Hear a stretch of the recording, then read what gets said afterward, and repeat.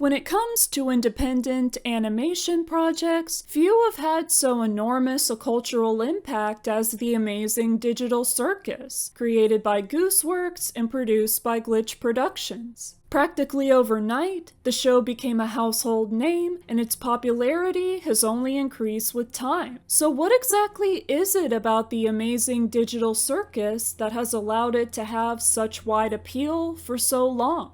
I think it begins with the show's visual style. It's bright and colorful, but not too oversaturated, making it pleasing to look at. The character designs are creative, yet their inspirations are recognizable. Once you start watching the show, the animation and voice acting are phenomenal, enough to rival the productions of major studios like Pixar and DreamWorks. Most violence is cartoonish and swearing is censored, allowing the series to appeal to all ages. The show being co-hosted on both YouTube and Netflix makes it more discoverable, since not everyone goes to YouTube looking for shows to watch, and not everyone can or wants to pay for a subscription streaming service. Then there's the versatility of the setting. Since it's a virtual world, the periodic adventures that the cast embark on can be just about anything. The animation medium already means that the show is not very limited in what it can implement or display, and since the world itself is largely nonsensical, anything portrayed within it can be the same way without seeming out of place. Many people might dream of living inside a video game or computer world, but the Amazing Digital Circus depicts how, realistically, such a circumstance may not be entirely ideal if its subjects have limited control over it.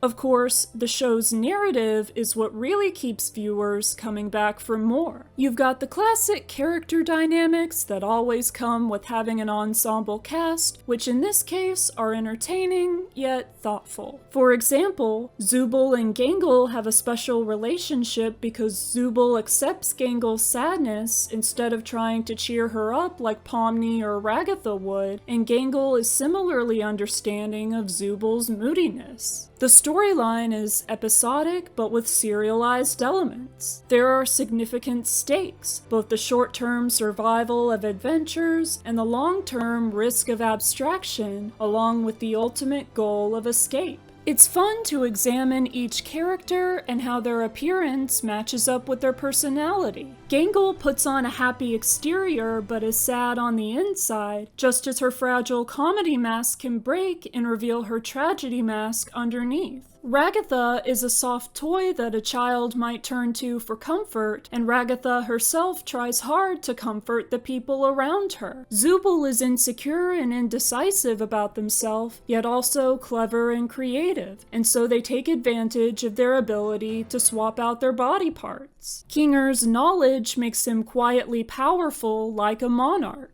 Jax lies through his teeth, which is reflected in the way his mouth moves, and him being a rabbit, a prey animal, suggests that he is running from something. Pomni is a jester, a figure meant for entertaining others and making them happy, and she arrives in the circus just as Kaufmo, a clown with a similar traditional role, abstracts. Kane, who has large teeth, has a loud voice, and is both bark and bite. Characters' names are also significant, with Kane being a reverse spelling of ENIAC, a name for an old computer, and Pomni meaning remember in Russian. Most of all, the Amazing Digital Circus has numerous overarching mysteries. There are so many questions to be asked. Why was the circus created, and how did the inhabitants get there? How long have they been there, and who are they in the real world? What causes abstraction, and once it happens, can it ever be reversed? Since Kane has so much control over the world, why doesn't he seem to be able to resolve that particular issue? How is Kinger so knowledgeable, and why is he only lucid in the dark?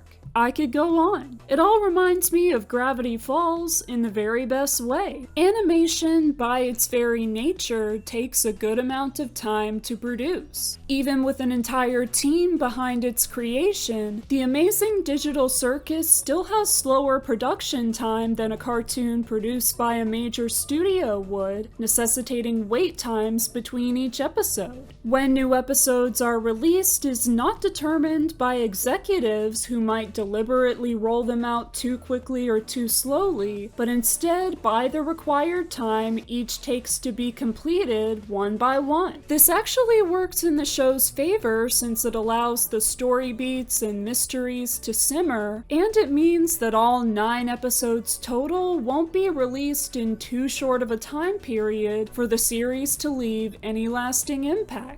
All of these factors culminate into the Amazing Digital Circus being able to not only hook audiences, but keep them engaged until the very end, with the show likely to stay with viewers even long after its conclusion. Its runaway success simply came about because people saw an impressive work of art with a lot of passion put into it and believed that it was worthy of their attention and support. In an era where the entertainment industry, and particularly animation, is fluctuating and under the thumb of corporations, it's always encouraging to see an indie darling like the Amazing Digital Circus prove that great things can come from humble beginnings and stick around for as long as it takes to tell their story on their own terms. What do you think of the Amazing Digital Circus? What aspects of it do you believe contribute to its popularity? Let me know in the comments. Thank you for watching this video. I talk about lots of different shows, movies, games, and other media on this channel, so check it all out and subscribe for more. I hope you have a great day, and I'll see you next time.